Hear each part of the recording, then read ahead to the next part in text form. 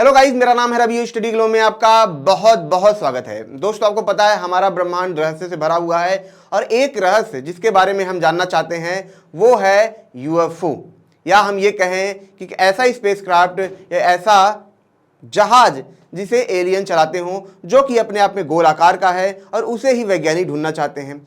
हर कोई इसको ढूंढना चाहता है। दावा बहुत बड़े बड़े लोगों का है, बहुत सारी इमेजेस हमें मिली हैं, लेकिन अभी तक उसको हम पूरी तरीके से जान नहीं पाए हैं। कोई चीज़ तब तक अस्तित्व में नहीं होती है जब तक उसको प्रैक्टिकली ना देखा जाए। हम बहुत सारी इमेजेस लाते हैं, लेकिन जब हमें उसे खंगालते हैं तो पता चलता है कि ये इमेज या तो ब्लर है या तो रियल में नहीं है। लेकिन यहाँ पे दोस्तों कुछ अलग देखने के लिए मिला है। अलग क्या है ये? यहाँ पे अगर आप देखेंगे तो चांद की सतह पे आप देखेंगे प्लेट की तरह, एक यूएफओ की तरह ये चक्कर लगा रहा है और बहुत तेजी से ये जा रहा है। ये जो इमेज लिया गया है नासा के द्वारा, ये इमेज लिया गया है। यहाँ पे अगर आप देखेंगे हेडलाइन भी है, नासा ने चांद पर देखा रहस्यमय यान, तेज स्पीड में लगा रहा था चक्कर, हैरान करने वाला खुलासा। दोस्तों, कोई अब कितने भी यूएफओ की बात करे, एलियन की बात करे, लेकिन हमें पता है कि जिस तरीके का हम यूएफओ देखना चाहते हैं, जैसा एलियन हम देखना चाहते हैं, वैसा तो हमें नहीं दिखने वाला। हाँ, हम ये मान सकते हैं कि एलियन होते हैं, एलियन को हम ढूंढ लेंगे, लेकिन अभी कोई अचानक से ये बात करे तो ये मानना एक तरीके से मुश्किल हो जाता है और कहीं ना कहीं ये मन में सवाल आता है कि नहीं, ऐसा कुछ है नहीं, भले ही एलियन एलियन करके ये हमें दिखाते हों। दोस्तों, आपको मैं बताऊं कि जब मार्स पे हमने क्या किया था, ऑर्बिटर भेजना शुरू किया, ठीक है, नासा ने भेजना शुरू किया, तो बहुत सारी इमेजेस हमें ऐसी दिखी। हमें लगा कि वहाँ पे क्या है, कोई इंसान रहता होगा, इंसान की परछाई हमें दिखी है, वहाँ पे मूर्ति दिखा है, बहुत सारे ऐसी चीज़ें हमें दिखी, बहुत सारी अफवाहें फैली। लेकिन बाद में क्या पता चला? बाद में हमें ये पता चला कि ये सारी की सारी जो अफवाहें थी ये बकवास थी, ये कुछ नहीं था, महज कुछ परछाइयाँ थी, महज और कुछ कन्फ्यूजन था। दोस्तों, इसके बारे में बात करूंगा, आगे हम चर्चा करेंगे आखिर ये जो इमेज है ये क्या है। लेकिन दोस्तों, मैं आपको ये भी बता दूं कि इसी यूएफओ के चक्कर में चलते जो नासा के बहुत बड़े बड़े वैज्ञानिक थे, जो अमेरिकन मिलिट्री के अंदर जो बहुत बड़े लेवल पे अधिकारी काम कर रहे थे, इन लोगों ने क्या किया था दोस्तों, पर्सनली इन्होंने आके मीडिया में कहीं ना कहीं इन्होंने क्या कहा था कि हमने एलियन को देखा है, हमने जहाज़ों को देखा है, हमारे पास पिक्चर है, हमारे पास इमेजेस हैं, उनके पास कुछ वीडियो रिकॉर्डिंग थी, उन्होंने दिखाया। तो इसी को देखते हुए जब इतनी अफवाहें फैल रही थी तो अमेरिका ने क्या किया था, अमेरिका के कोर्ट ने एक ट्रायल चलाया था, जिसके तहत क्या था कि जो कोई भी अपनी बात कहना चाहता है, जो कोई भी ये एडमिट करता है कि हाँ मैंने एलियन को देखा है, मेरे पास इमेजेस हैं, प्रूफ उसके पास है, तो आके अपनी बात वो कह सकता है, अपना प्रूफ वहाँ पे दे सकता है। हुआ क्या? हुआ दोस्तों ये कि काफ़ी वक्त के बाद पता चला कि सारी की सारी जो वहाँ पे लोग दावा कर रहे थे, सभी दावे बेकार थे। सभी दावों में कुछ ना कुछ कंफ्यूजन था, क्लियर चीज़ें नहीं थी। 100% ये नहीं कहा जा सकता था कि हमने यूएफओ को ढूंढा है या हमने एलियन को देखा है। चाहे वो वीडियो हो, चाहे कुछ भी हो, हर किसी में कोई ना कोई खामियां यहाँ पे देखने के लिए मिली थी। और बाद में जो अमेरिकन गवर्नमेंट है और अमेरिकन कोर्ट है, उन्होंने ये माना कि सारी चीज़ें अफवाह हैं, लोगों ने नाम कमाने के लिए सारी चीज़ें की थी। कुछ लोग दोस्तों हो सकता है उसमें सही भी बोल रहे हो, जैसे यहाँ पे जो इमेज दिखा, पहले तो यही एक होता है ना कि इमेज दिख जाए, क्या पता एलियन मिल ही गए आज तो मजा आ गया।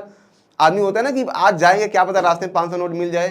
तो काम तो जो इमेजेस लिया गया है तो ऐसा है नहीं कि सिर्फ एलियन को ढूंढने के लिए लगाया गया था, वो किसी और काम से लगाया जाता है।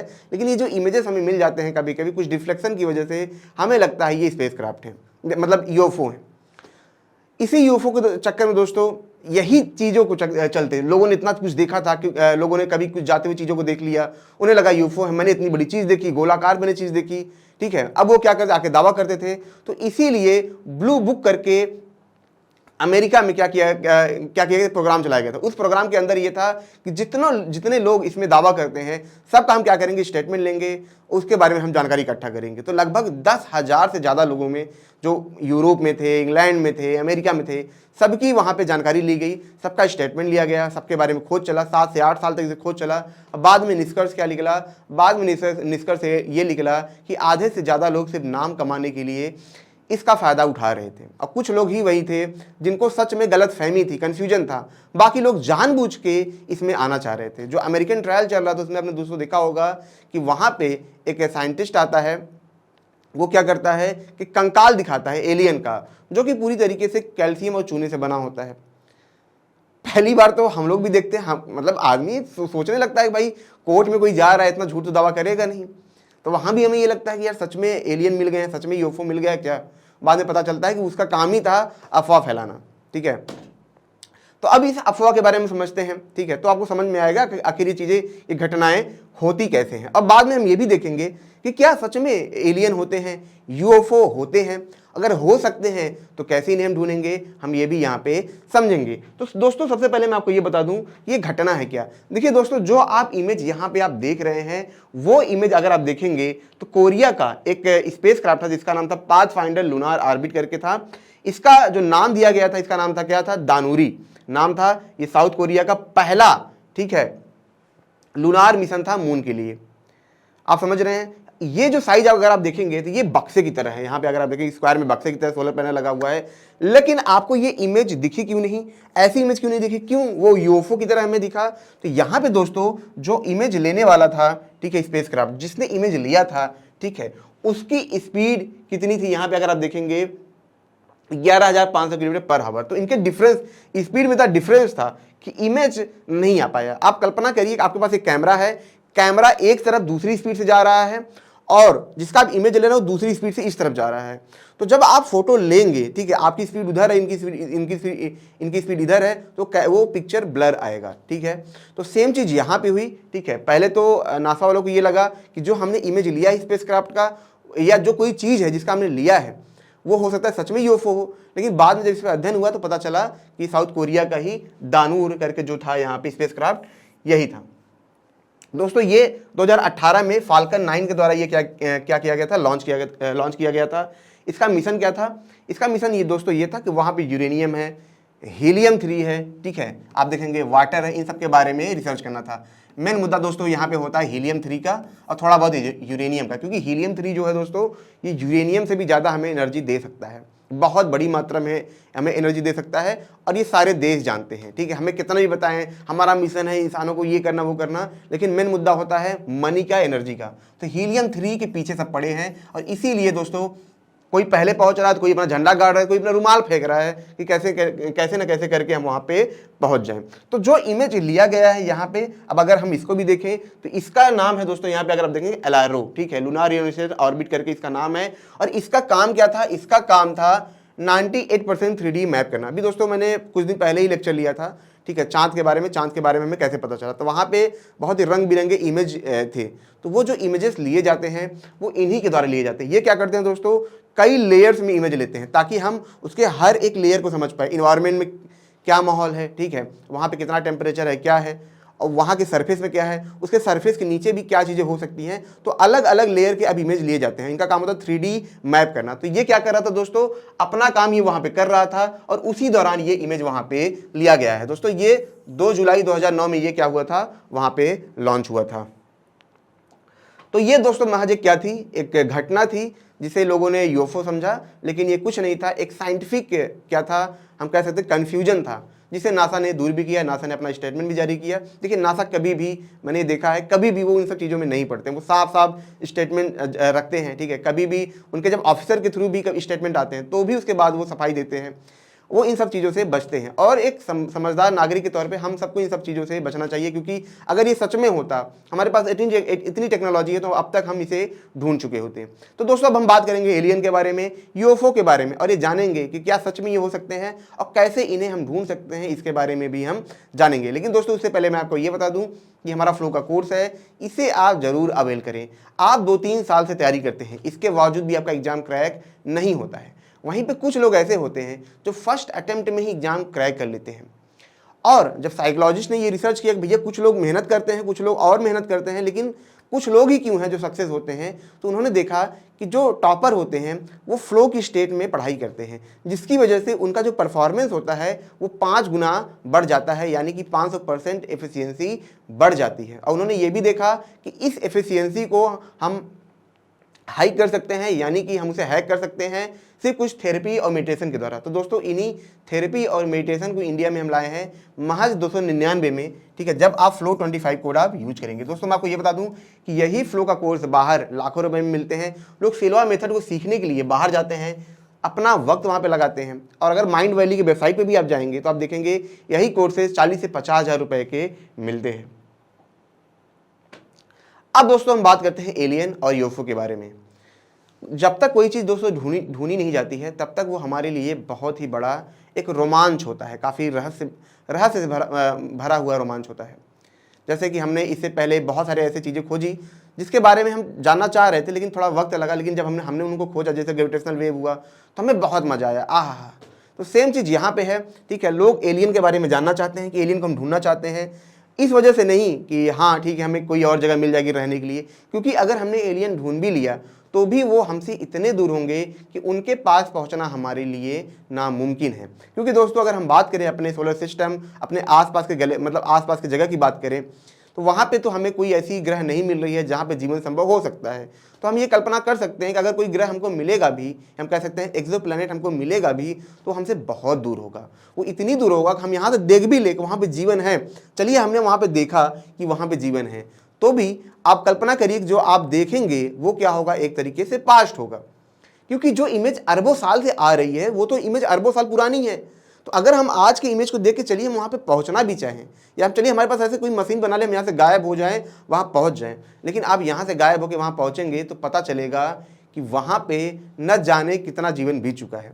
जैसे कि हमारे धरती को मान लीजिए कोई एलियन देख रहा हो, बहुत दूर है वो, तो हो सकता है कि उसे हम नहीं दिखाई दे रहे होंगे, उसे दिखाई दे रहा होगा डायनासोर, ठीक है। अब वो कल्पना करते हैं, मतलब अब कल्पना करिए वो आते हैं वहाँ से, वो अपना स्पेसक्राफ्ट उठाते हैं, धुआंधार यहाँ पे आते हैं, लेकिन जब वो यहाँ पे आएंगे तो उन्हें क्या दिखेगा कि हम हैं, या फिर हमारा भी जीवन बीत चुका रहेगा, कोई आने वाली अगली पीढ़ी होगी, अगले जानवर हम कह सकते हैं एनिमल जो होंगे एवोल्यूट हो रहे होंगे, तो आके देखेंगे यार यहाँ तो कुछ और है। या ये भी हो सकता है कि पूरी धरती तबाह हो चुकी हो जब वो यहाँ तक पहुँचे। तो सेम चीज़ कॉन्सेप्ट दोस्तों यही है कि एलियन को अगर हमने मान लीजिए कि डिटेक्ट भी कर लिया ठीक है, हमने ढूंढ भी लिया, टेलीस्कोप से हमने जान भी लिया, तो भी दोस्तों हम वहाँ तक अभी नहीं पहुँच सकते हैं। तो एलियन को ढूंढने के लिए हमें क्या करना चाहिए? एलियन को ढूंढने के लिए दोस्तों हमें तकनीक पे काम करना पड़ेगा, टेक्नोलॉजी पे काम करना पड़ेगा।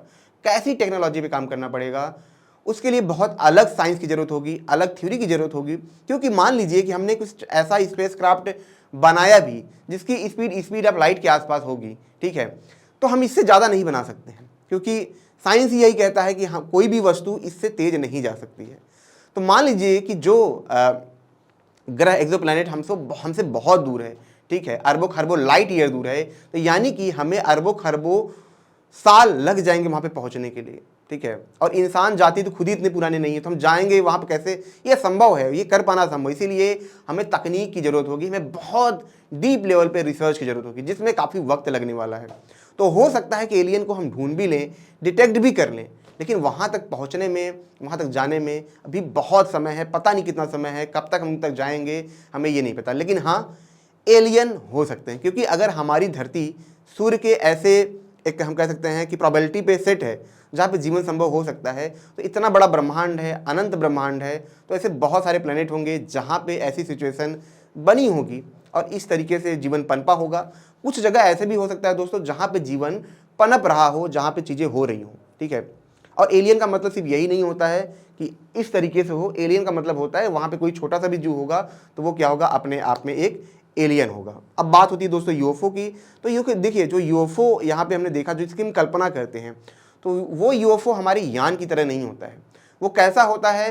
वो एक तरीके से एंटी ग्रेविटी हम कह सकते हैं कि रॉकेट होता है। इसका मतलब क्या हुआ? आप देखिए कि जो रॉकेट हमारे यहाँ पे छोड़े जाते हैं स्पेस में, जो स्पेस में चलता है, आप देखेंगे उसको मुड़ने में बहुत टाइम लगता है। अगर उसको सडन मुड़ना हो तो पहले दूर तक एक सर्कल बना के वापस आएगा। वो अचानक से ऐसा नहीं है कि जुक से ऐसे करके मुड़ गया और ऐसे करके चल गया। वो इस वजह से है क्योंकि वो स्पेस में है जहाँ पे जीरो ग्रेविटी है और वहाँ पे बूस्टर उसको फोर्स करता है, पीछे से उसको फोर्स करता है। लेकिन जो यूएफओ होता है, ये कल्पना के तौर पे दिखाया जाता है कि वो मतलब चल रहा है लेकिन अचानक से 90 डिग्री पे ऊपर चला जाएगा, फिर नीचे इधर आ जाएगा, उधर आ जाएगा, इधर आ जाएगा। तो वो सिर्फ एंटी ग्रेविटी की वजह से हो सकता है, यानी कि वो ग्रेविटी को क्या करे, खत्म करे। इस वजह से क्या होगा, उनको बहुत फोर्स की जरूरत नहीं होगी, वो ऑटोमेटिक क्या होंगे, फ्लो करते हुए जाएंगे, जिसकी वजह से उनको मूव करना आसान होगा, ठीक है। तो हो सकता है वहाँ पे यूएफओ भी हो, ठीक है, अगर जहाँ पे एलियन हो। और आगे चल के ऐसे यूएफओ तो हम बना ही लेंगे, ठीक है। जिस तरीके से विकास हो रहा है, तकनीकी विकास हो रहा है, तो आने वाले वक्त में हम ऐसी टेक्नोलॉजी डेवलप कर लेंगे जिसकी वजह से जो स्पेस क्राफ्ट हैं उनको मूव करने में, स्पीड को एक्सेलरेट करने में बहुत ज़्यादा वक्त नहीं लगेगा। अब दोस्तों हम समझ लेते हैं कि कौन कौन सी ऐसी वजह है जिसकी वजह से हम एलियन को ढूंढ पाएंगे, यूएफओ या हम ये कह सकते हैं एक्सोप्लैनेट को हम ढूंढ पाएंगे जहाँ पे जीवन होगा। तो ऐसे बहुत सारे मिशन, जैसे जेम्स वेब टेलीस्कोप की बात करें दोस्तों, ठीक है, तो ये भी अपने आप में मिशन पे ही है बेचारा। लगातार ये क्या कर रहा है, हबल टेलीस्कोप के बाद तो यही बहुत ज़्यादा हमारा काम कर रहा है, बहुत सारे प्लैनेट की हमें इमेज दे रहा है, ठीक है। ऐसे आपने देखा होगा कि स्टीफन हॉकिंग, मार्क जगरबर्ग और रसिया के बहुत बड़े उद्योगपति थे, उन्होंने क्या किया था, चिप मिशन लॉन्च किया था, जिसके तहत क्या था कि उस चिप को हम लाइट के थ्रू स्पेस में भेज सकते हैं, ठीक है। और दूसरे अल्फा जो सेंचुरी है वहाँ पे हम भेज सकते हैं, वहाँ पे जीवन हो सकता है क्योंकि वहाँ पे ऐसे एक्सोप्लैनेट हमें मिले हैं, ठीक है। तो इस पर भी काम चल रहा है। तो बहुत सारे ऐसे मिशन हैं, बहुत बड़े बड़े टेलीस्कोप बनाए जा रहे हैं जिसकी वजह से हम ब्लैक होल के सेंटर में भी देख पाएंगे, मतलब गैलेक्सी के सेंटर में जो ब्लैक होल मौजूद हैं उनको भी हम देख पाएंगे। तो ये जो तकनीकी विकास है इसके तहत हम क्या करेंगे, हम एलियन को खोज सकते हैं। लेकिन अंत में क्या, अंत में दोस्तों ये है कि अगर हमें एलियन को सच में बहुत तेज खोजना है तो हमें विज्ञान या फिर यानी कि हम ये कहें बेसिक साइंस को हमें मजबूत करना होगा, नई थ्योरी, नई टेक्नोलॉजी को हमें ईजाद करना होगा, तब जाके हम इन यूएफओ को, इन स्पेसक्राफ्ट को हम यहाँ पे खोज पाएंगे। तो दोस्तों आपसे मैं सवाल पूछता हूँ, ठीक है, आप कमेंट करके जरूर बताइएगा, क्या सच में यूएफओ अभी भी हो सकते हैं हमारे सोलर सिस्टम में, कहीं ना कहीं हो सकते हैं? तो दोस्तों यार आपको ये लेक्चर कैसा लगा, ठीक है, हमें कमेंट करके जरूर बताइएगा, इसको शेयर जरूर करिएगा ताकि और भी लोगों को ये नॉलेज मिल सके। मिलते हैं नेक्स्ट लेक्चर में। Thank you so much.